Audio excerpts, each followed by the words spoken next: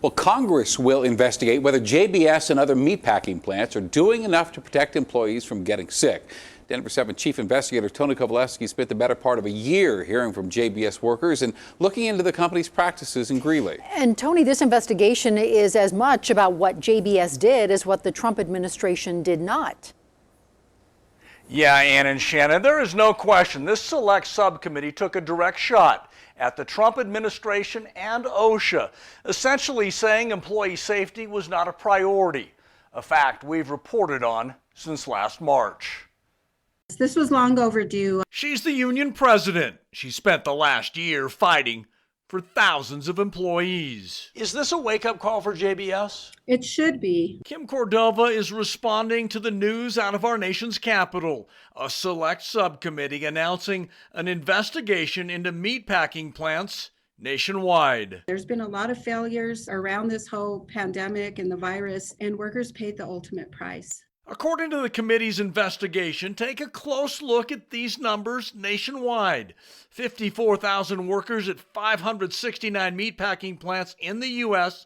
have tested positive for the coronavirus. At least 270 have died. Since the outbreak, the JBS plant in Greeley was designated as a hotspot for the virus, with more than 400 testing positive and 7 deaths. I want them to know that those employees are in danger.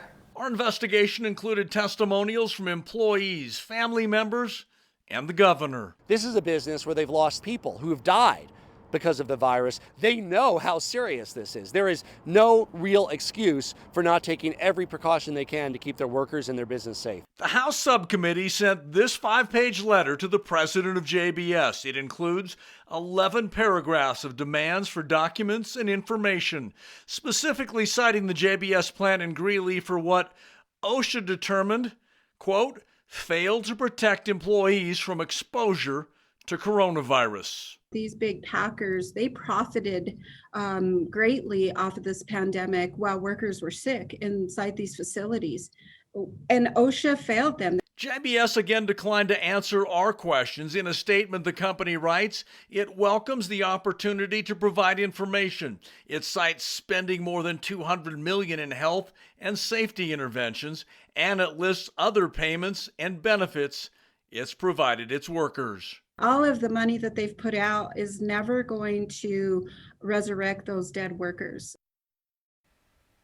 Now, the union president does acknowledge that JBS has improved safety since last March, but she says the company has still failed to provide employees with the highest levels of PPE equipment. She's also calling on the state and the governor to make employees of the JBS plant a priority so they can get the vaccine as soon as possible. Shannon? Tony Kowaleski.